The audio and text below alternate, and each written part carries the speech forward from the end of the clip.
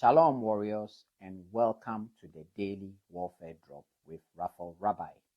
Today's theme is guarding holiness in a broken world. And scripture is coming to you from Leviticus chapter 15 through to 18.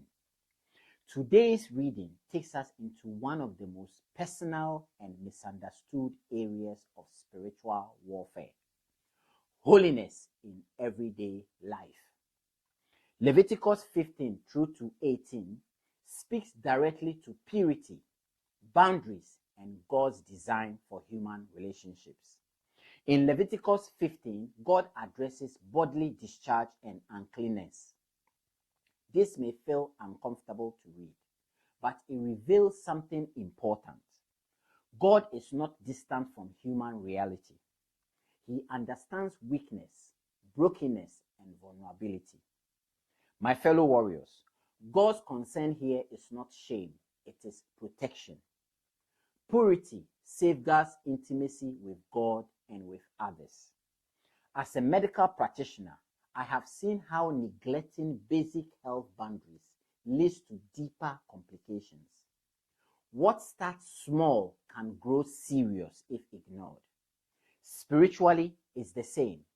When boundaries are blurred, confusion and compromise follow. God gives instructions early to prevent harm later. Leviticus 16 now introduces the Day of Atonement, a powerful moment of cleansing for the entire nation. Once a year, sin was dealt with corporately. Warriors, this reminds us that spiritual warfare is not only personal, it is communal.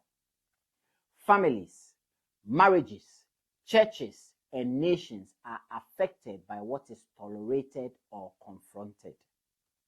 The scapegoat is sent into the wilderness, carrying the sins of the people away.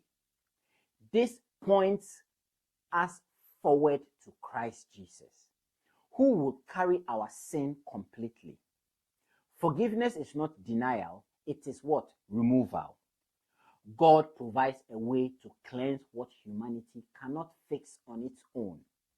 Then, in Leviticus 17 and 18, God draws firm boundaries around worship and sexual conduct. My fellow warriors, hear this clearly. Sexual immorality is not a minor issue. It is a spiritual battleground. God's commands here are not cultural opinions. They are divine protection. As a husband and a father, I understand how critical it is to guard the home. What is allowed privately eventually shapes the atmosphere publicly.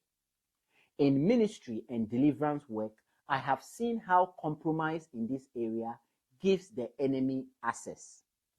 Love does not mean approval of sin, but it always means compassion without compromise. Working with people from all backgrounds, including unbelievers and those living outside God's design, has taught me this: we are called to love people without surrendering truth. Jesus did the same. He ate with sinners.